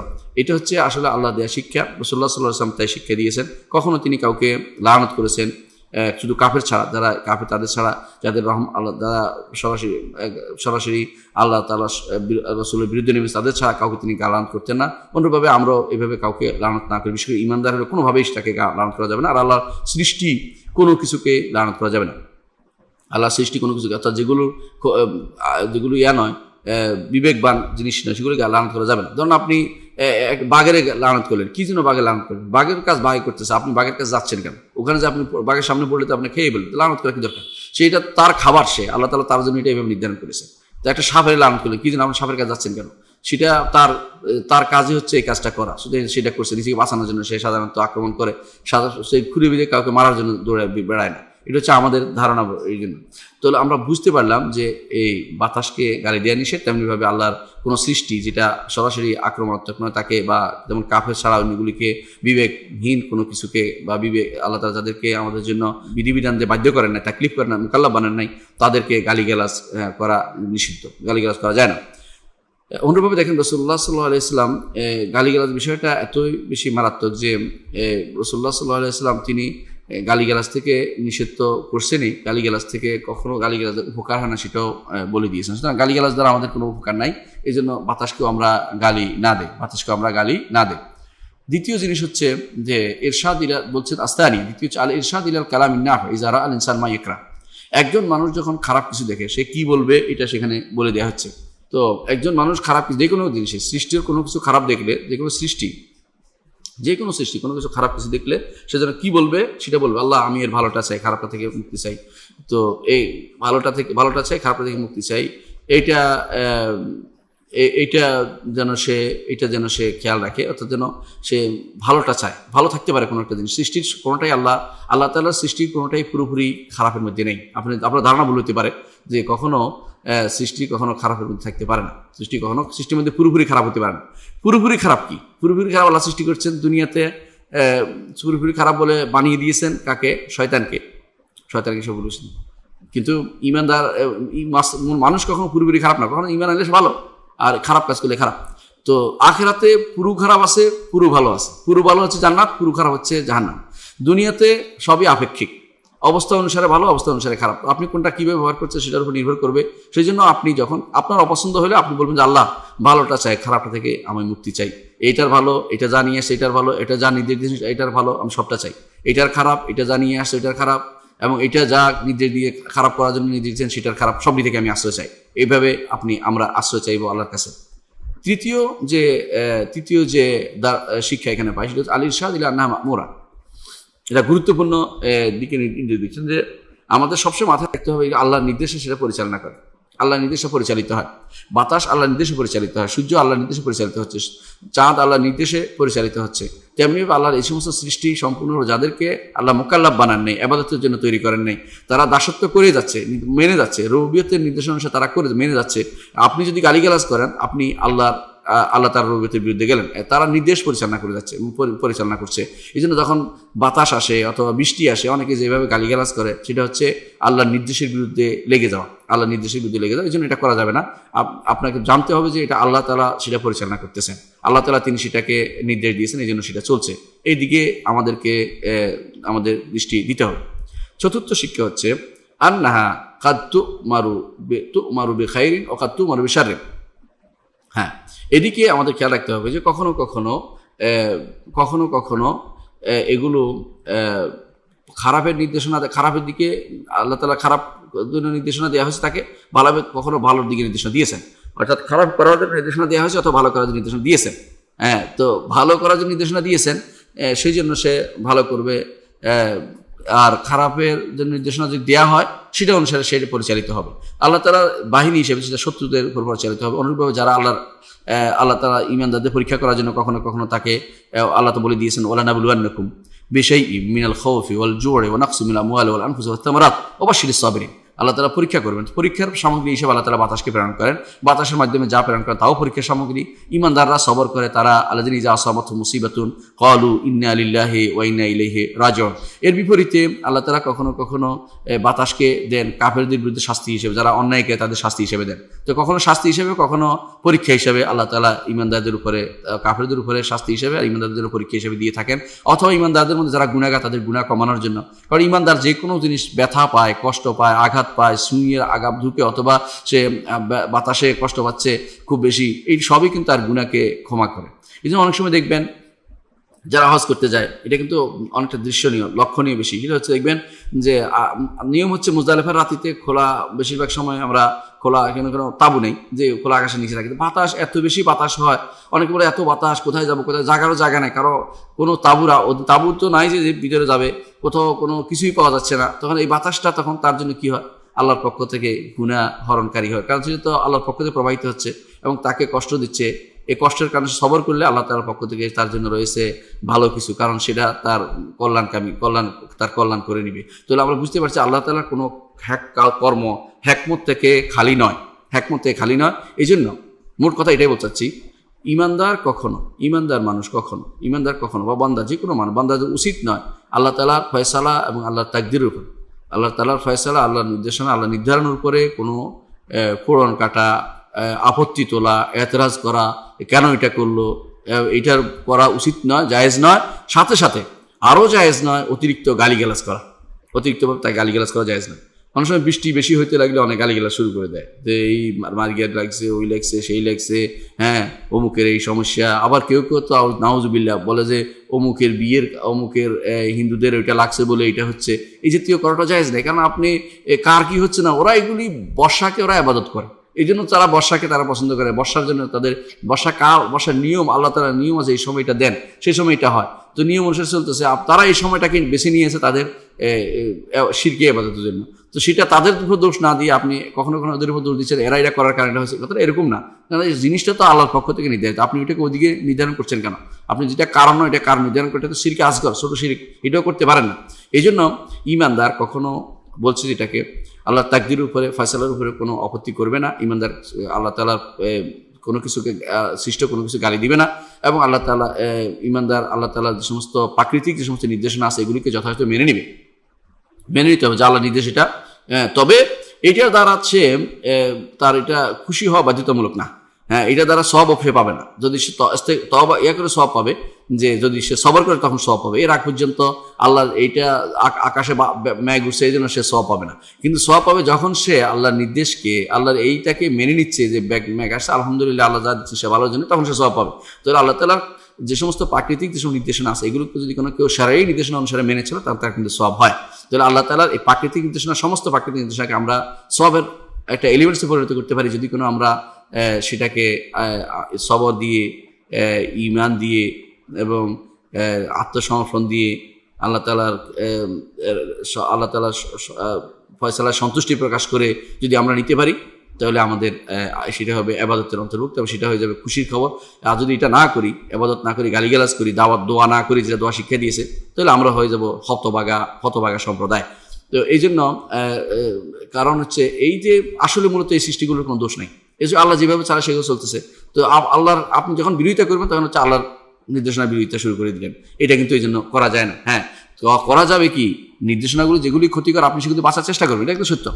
আপনি দেখতে পাচ্ছেন সাপে কামড়, আপনি বলবেন না যে সবর করে সাপে কামড় দেখ, এটা না, আপনি সেখান থেকে পালাবেন, কারণ এটা তো শরীরে নির্দেশনা আছে, ক্ষতিকর জিনিস মেরে ফেলতে বলা হয়েছে আপনাকে, সেখান থেকে দূরে যাবেন। আপনি দেখছেন যে এখানে থাকলে কবিরা গুনাহ হবে, এটা আল্লাহর তাকদির মেনে নিচ্ছে, কবিরা গুনাহ হোক, এটা হলো হাস্যকর জিনিস, আপনি এখান থেকে পালাবেন, সেখান থেকে যেন কবিরা গুনাহ না হইতে ব্যবস্থাপনা করবেন। তবে গালিগালাজ করবেন না যে এখানে থাকলে অমুকে, যেহেতু এখানে সাপ আছে, এখানে সাপের গালিগালাজ, এটা করবেন না। বরং সাপ থেকে আল্লাহ তার হেকমত দিয়েছেন, সে আপনাকে হেকমত বলেছেন, আপনি দৌড়ে যান, পালিয়ে যান এখান থেকে। তো সুতরাং আপনি দুইটা একটার সাথে একটা কন্ট্রাডিক্টরি লাগাবেন না, আর একটা দুইটাকে একও করে ফেলবেন না। আল্লাহর কাউনি নির্দেশ আছে একটা, শারঈ নির্দেশ আছে একটা, এটাকে যথাযথভাবে তার জায়গায় রাখতে হবে। অর্থাৎ প্রাকৃতিক নির্দেশনা আর শরীয়তগত নির্দেশনা দুইটার মধ্যে আমরা এই এক করে যারা করেছে, এদের মধ্যে করেছে কে, ইবনে আরাবি করেছে, ইবনে হুদ করেছে, তিলমিসানি করেছে। এরা কি করতো, এরা বলতো যে আল্লাহর ওই সালাত না মানতে পারলে কি হয়েছে, আল্লাহ যে আমার এইভাবে রাখছে ওইটাও মানিয়েছি, মানে হারাম কাজের মধ্যেও মনে করে আল্লাহ হারাম কাজের মধ্যে আল্লাহ হতে দেন, কিন্তু আল্লাহ অনুমোদন করেন না, আল্লাহ এটাতে খুশি না, আপনাকে বলছে এখান থেকে পালিয়ে যেতে। আর যদি এটা যদি কোনো মুসিবত হয় আপনি তখন সবর করবেন, আর যদি মুসিবত যদি না হয় আপনি সেখান থেকে পালাবেন, সেটা কখনো কাজ করতে পারবেন না, কারণ আপনাকে আল্লাহ শরীয়ত দিয়ে দিয়েছে। গুনার জিনিসে আপনি সেখানে করে বলতে পারবেন না যে আল্লাহ লিখছে বলে করছি, এটা করাবেন না, অথবা আল্লাহ এই ফয়সালাতে আমি খুশি, এটা বলবেন না, বরং গুনার কাছ থেকে আপনাকে পালাতে নির্দেশনা দেওয়া হয়েছে। যদিও না থাকতো তখন গুনাহ হতো না, এটা নিষেধ কেন, নিষেধ এই জন্য যেটা গুনার কাজ, এখান থেকে পালাতে হবে, এখানে যদি একসাথে করে দেখা যাবে না। এখানে ভুল করে সুফিবাদীরা, একটা বিরাট বিশেষ করে লালন সাই বা এই জাতীয় যারা আছে, বেসরা ফকির বা এই জাতীয় যারা ওয়াহদাতুল উজুদ বিশ্বাসী, সর্বস্বরবাদী বিশ্বাসী, এরা বলে যে আমরা এটা মানলেন আল্লাহর, এটা মানি নাই তো ওইটা মানছি, নাউজুবিল্লাহ। না, আল্লাহর নির্দেশ আপনাকে প্রতিপালন করতে হবে। আর যখন আল্লাহর কোনো বিপদ আপদ আসবে আল্লাহর পক্ষ থেকে, সেটাকে আপনি ধৈর্য ধারণ করতে হবে, এবং সেটাকে আপনার যতটুকু আপনার ক্ষমতা আছে এটা দিয়ে প্রতিরোধ করতে হবে। প্রতিরোধও জায়েজ আছে, বিপদ আপদে প্রতিরোধ অবস্থা বেঁচে থাকা জায়েজ আছে। এবং তখন বৃষ্টি হইলো আপনি বলেন যে না, আমি কেন বৃষ্টি হলো, আমি বৃষ্টিতে ভিজবো খুশি করার জন্য আল্লাহ, এটা আল্লাহ বলে নাই। হ্যাঁ, বৃষ্টিতে ভিজা যদি রাসূলুল্লাহ সাল্লাল্লাহু আলাইহি ওয়াসাল্লাম যেটা বলতেন ওইটুকু করা যাবে, যে প্রথম বৃষ্টি হলো রাসূল বুকে পানি দিতেন, যে আল্লাহর পক্ষ থেকে হাদিস ওয়াহিদ রাব্বি, উপর থেকে আসছে, আমার রব উপরে আছেন। এটা ইমামরা এটা দিয়ে দলিল দিয়েছেন, রব্বুল আলামিন উপরে, আমার গ্রন্থ রহমান আরশের উপর উঠেছেন। সবাই, আমি চাই সবাই একটা কপি কিনেন, এটা এই জন্য যে সেটা আমার টাকার কোনো লাভ হচ্ছে এটা না, বরং লাভ হচ্ছে এটা আকীদার মৌলিক জিনিসগুলো, বিশেষ করে আসমা সিফাতের ক্ষেত্রে আমাদের সেখানে আলোচনা হয়েছে, এবং এটা পড়লে অনেক কিছু বুঝতে পারবেন যে আমরা কেন এই বিষয়টার উপর জোর দিই যে মানুষ আসমা সিফাত যতক্ষণ পর্যন্ত ঠিক না হবে তার তাওহীদ ঠিক হবে না এবং তার ঈমান ঠিক হবে না। এটা কেন জোর দিই এটা বুঝতে পারবেন, এই জন্য বইটা আপনারা পড়ে নেবেন। আশা করি এই বিষয়টা বুঝতে পারছেন। এটা পাবেন কাশফুল প্রকাশনীতে, কাটাবনাও পাবেন এবং বাংলা বাজারও পাবেন, সেখান থেকে নেবেন। আর যদি কোনো দরকার আমার থেকে ফোন করে নিতে হয় সেটাও ফোন করে পরে জেনে নেবেন। তো আমরা যেটা বলছি, আমরা আজকের আলোচনা এখানে, এই দার্সের আলোচনা এখানে শেষ করতে চাই। আমরা আজকে লম্বা করছি না। সুবহানাকাল্লাহু ওয়া বিহামদিকা আশহাদু আল্লা ইলাহা ইল্লা আনতা আস্তাগফিরুকা ওয়া আতুবু ইলাইক। আসসালামু আলাইকুম ওয়া রাহমাতুল্লাহি ওয়া বারাকাতুহু।